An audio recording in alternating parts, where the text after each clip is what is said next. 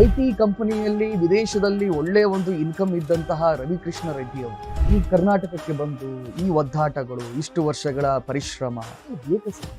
ಯಾವ ಸಿದ್ದರಾಮಯ್ಯ ಇರ್ಬೋದು, ದೇವೇಗೌಡ ಇರ್ಬೋದು, ಕುಮಾರಸ್ವಾಮಿ ಇರ್ಬೋದು, ಯಡಿಯೂರಪ್ಪ ಇರ್ಬೋದು, ಯಾವ ರಾಜಕಾರಣಿಯೂ ಯಾವ ಮನುಷ್ಯರು ಇವನು ನಿನಗೆ ಆದರ್ಶ ಅಂತ ಹೇಳ್ತಾ ಇಲ್ಲ.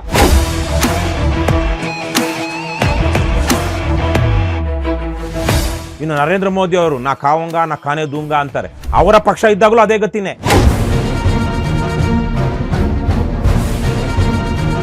ಹಣ ಹಂಚ್ತಾರೆ, ಎಂಡ ಕೊಡಿಸ್ತಾರೆ, ಮಾಂಸ ಹಂಚ್ತಾರೆ. ಗಂಡಸರಿಗೆ ಲಿಕ್ಕರು, ಹೆಂಗಸರಿಗೆ ಕುಕ್ಕರು, ಎರಡು ಬೆಳೆದವರಿಗೆ ನಿಕ್ಕರು.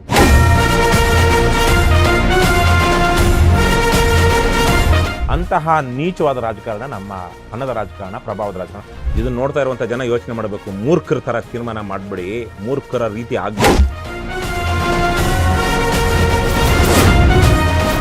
KRS ರವಿ ಕೃಷ್ಣ ರೆಡ್ಡಿ ಕನಸು ಮತ್ತು ಹೋರಾಟ ಅಶ್ವವೇಗ ಎಕ್ಸ್ಕ್ಲೂಸಿವ್ ವೀಕ್ಷಿಸಿ ಇಂದು ಸಂಜೆ 5:57ಕ್ಕೆ.